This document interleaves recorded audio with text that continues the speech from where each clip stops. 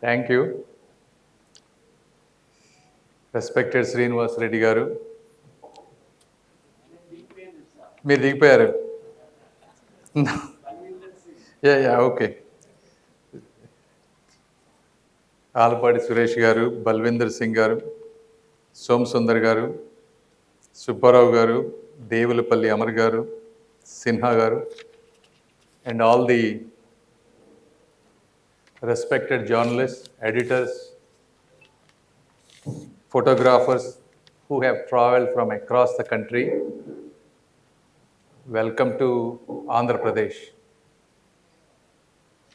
This is a place where history is being rewritten in the form of new Amaravati capital. I'm pretty sure yesterday you heard the inspirational story from our Honorable Chief Minister Sri Nara Chandrababu Naidu garu, and also all the other our government party officials as well. So, and I feel honored and proud to participate in this important 11th plenary on Indian Journalist Union Association.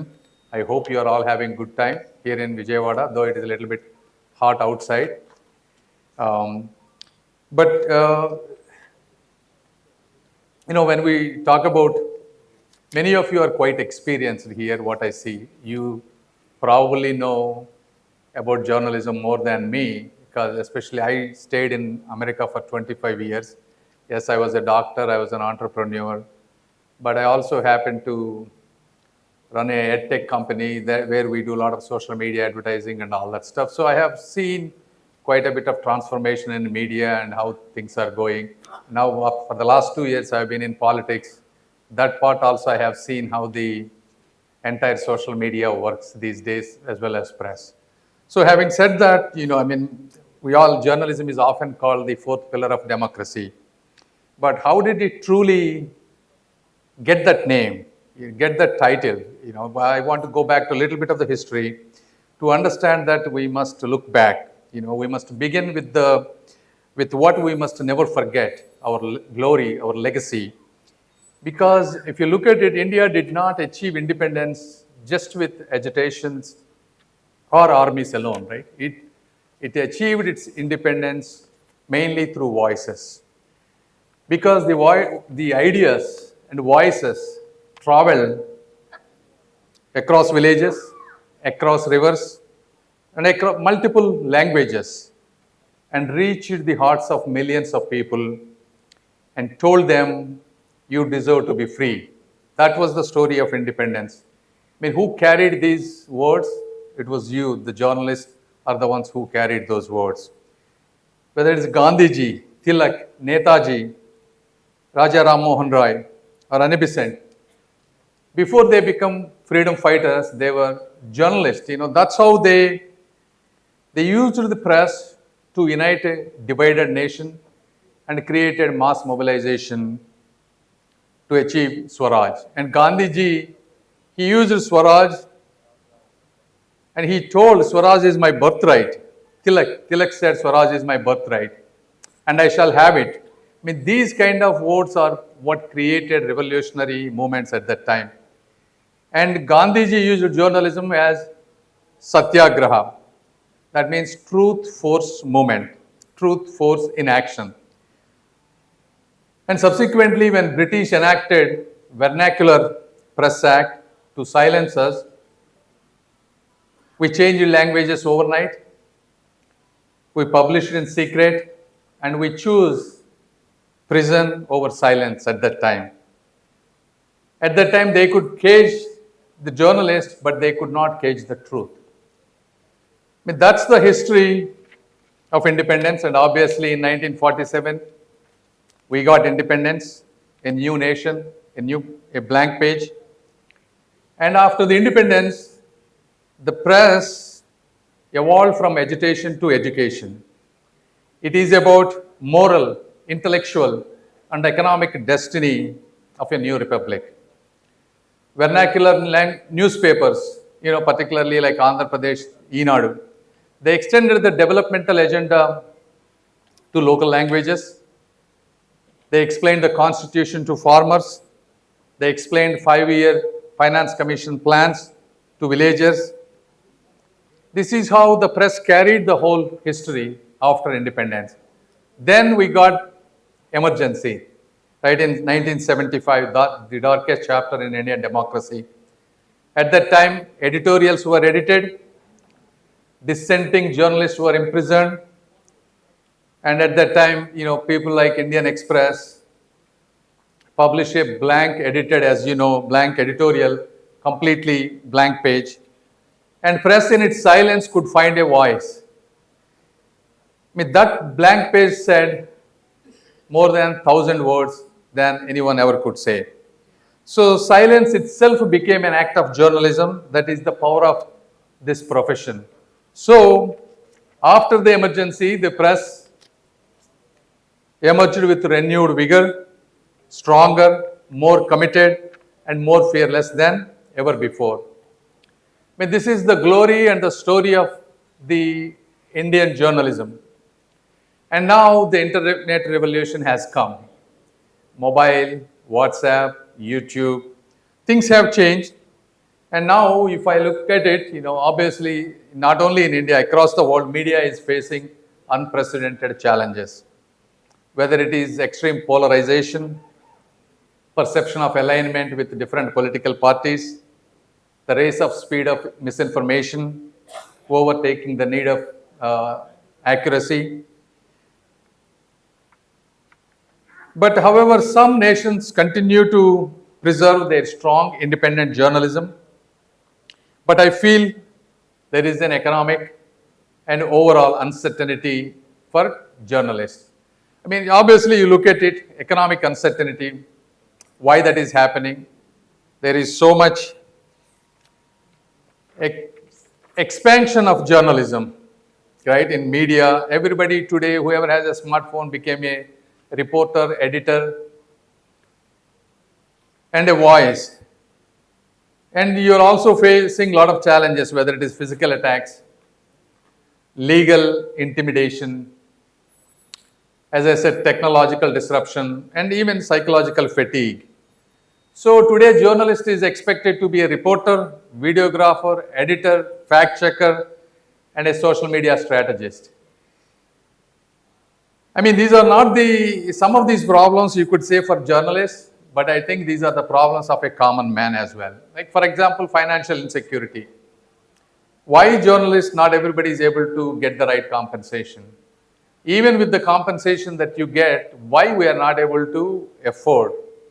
It is because school education has become expensive. Though government is spending per student several thousand rupees, still school education has become a problem for a lot of people, common man, not just for journalists. Healthcare, though we have insurance and the systems are evolving, still there is a huge problem. We don't get the quality healthcare at an affordable rate.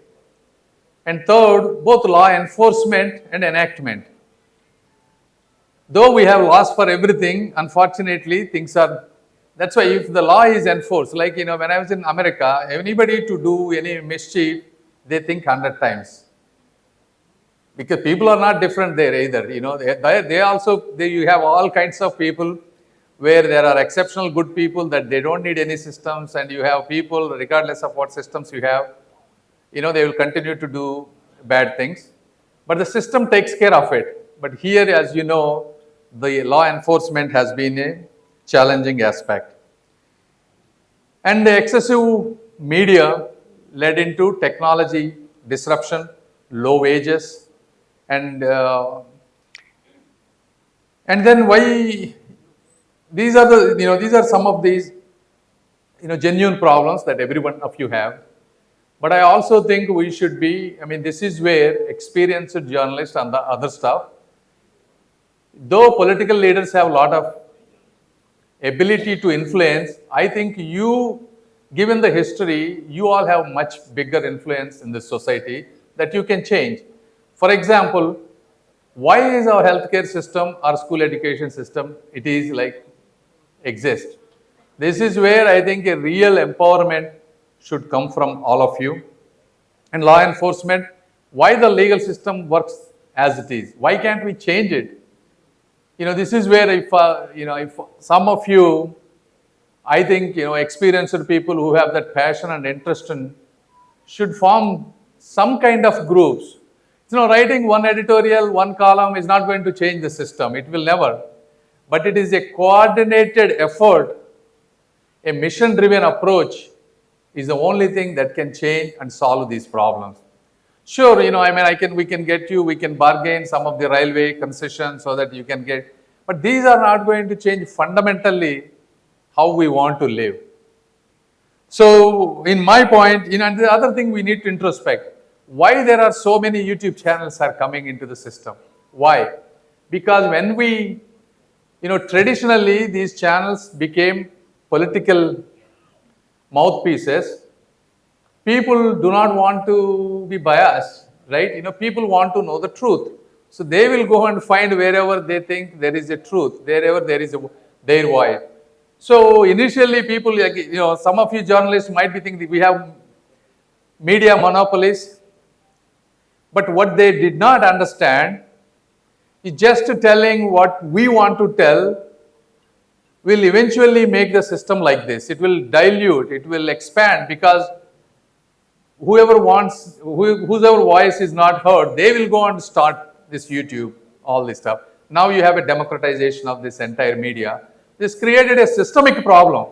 So now even the people, you get layoffs because the main media cannot get the audience. They don't know why this happened, but they always think, oh, it is the technology. But it's not the technology. It is our own behavior, what we created. If we have presented the balanced views, and obviously everybody would stick to you. And if you present data-driven, accurate information, then people will come to you. People will stick to you. But unfortunately, the media advertising today has become a government-funded one. When a government is funding, you are not the editor. Government is the editor, and whichever political party is the editor. So, if you really want to change the system, it's the same thing. Trust is the foundational thing in the society for anything to work. Now, what happened? I'm being honest here. Because the salaries have gone down to the reporters and everybody, because media houses may not be able to afford. Now they are going to the alternate route, because for any human being, the survival is the fundamental thing. They need to feed their families. They don't have a choice. Now they are going to the alternate shortcuts. Now what is happening? Trust is being decreased. People don't trust. This is the same thing that has happened for doctors. Same thing has happened to politicians. In my own politicians, like MP lads, we have 5 crores per year. And on that 5 crores, there are a lot of people who take 5%, 10%, 15% cut. A lot of the places work doesn't get done. People who genuinely want to serve, you want to go and ask Modi ji or the government, 5 crores is not enough, give us 10, 15 crores. Then they will say, you see how they are misusing. They will show the data. We have given 5 crores. How many people haven't even used half of these funds? So then you won't get what you wanted. It is the same thing with journalism or any profession. There are always 20-30% of the people who genuinely want to serve the country, who genuinely want to serve whatever. There is a reason why you became a journalist, because your DNA is aligned that from the beginning. There is a reason why I became a doctor. So those kind of people who are genuinely want to survive and serve are getting affected because of this cyclical mistrust that has happened in the society. So for any of you, many of you are highly influential. My point is, I want you to guys understand the fundamental, why these things are happening to the journalists. How can you correct? Sure, media monopolies might say, you have to do this way, that's otherwise you don't have a job. But you have to explain that. Why that is not the right thing to do? Because even though temporarily you are getting the benefit, ultimately your empire will collapse. It's just not going to work. Because people will flock to YouTube, all these social media. Eventually, I think, those are the reasons why you should not do that. So a democracy without a free press is not a democracy. In my view, it is a theater. It is a theater where actors are acting rather than a real free democracy. So my suggestion is continue to rebuild credibility. As I said, fact-based reporting, data-driven journalism, differentiate clearly the news versus opinion, and enact strong newsroom ethics. And obviously breaking news. I understand the practicality. People are highly sensitive. They need news every time unless you put a breaking news. In the hospitals also, there is a thing called alarm fatigue. Because, if there is a small change in patient, we get the alarm. Then a lot of equipments were manufactured for even small variations, your blood pressure, heart rate, you get an alarm. What happened is those became so much, you get hundreds of alarms, the value of alarm is gone. It's called alarm fatigue. Same thing which happened to the breaking news fatigue also. So my point, what in the long run for any business or any person to be successful, it is that genuine, credible, hard work that takes years to build is the only thing that's going to survive. And as a journalist and others, it is your responsibility to enable those organizations to change whoever are the media owners to get into that kind of stuff. And obviously, many of you, it's hard, the technology is changing rapidly. Even though I am a tech person, there is a generation gap between my son and me. My son is in college, the way he uses technology, tools, even I am not able to catch up. So, but this kind of continuous creating this modernized press clubs that gets these latest skills, technology is a must. And the other thing is, compensation. This is another thing that we really have to discuss, journalist welfare. At journalist welfare, whether it is a fair salary, fair healthcare benefits, or transportation or pension, this is a democratic necessity. Because a fearless journalism cannot exist without financial stability. This is a fundamental aspect. But how the problem here is, we have too many journalists now. So how can we get them into a cohesive community where you can achieve that financial security is something I think the people in the leadership, this is not going, I'm not saying there are quick solutions, but this is where a leadership should have an open discussion and get into some kind of ethics, every exam like doctors and all, they're all exams, there are certifications, there are mandatory courses. I'm sure journalism has it, but how can you strengthen that mechanism so that only real professional journalists will come into the system? And then once you get that credibility, then you can demand for all those financial stability. And then, sometimes, some of these smaller journalists, they cannot do everything by themselves. But you see this electoral bonds investigation, 25 journalists came together and built and came up with this thing. So how can you create a shared structure? Consortium is also a good one. So, this is my view, how we evolved and what, where your situation and all that stuff. But as I come to the ending, what I want to tell you is, think about how we have survived, right? We have survived the Vernacular Press Act, we have survived emergency, you are continue to survive monopolies, manipulations, even, attacks and murders, but you are still here, still moving ahead. But I want you to remember the people that who went to prison at that time rather than betraying their readers. These are fundamental things that why we exist in this society, and we have to understand that aspect. They did not suffer so that we could surrender. They did not suffer. Otherwise, they could have suffered at that time as well. They could have surrendered at that time as well. So, in my view, every time a journalist in a small district publishes a story that a rich man or a powerful man doesn't want to told, they don't want to told, that's when democracy survives. And every time an independent newsroom refuses an advertiser's interference, this Indian Republic is strengthened. And every time a reporter stands at a police barricade and asks a question that no one else is asking, India moves forward. I mean, this is the nation building, not in spite of journalism, but because of journalism. So I wanted to know you're not just a simple content creators or government mouthpieces. You are journalists. You are the voice of voiceless, and you are the national consciousness. And at the end, I want to say, as long as there is even one journalist in every part of this country who believes that truth matters, India will not fail, and your profession will not fail, and it will continue to survive. And I wish you good luck. I hope Vijayawada and Andhra will treat you well. And obviously, whatever I could do in my power and capacity, I am happy to help with the railways and other stuff. I wish you good luck. Thank you.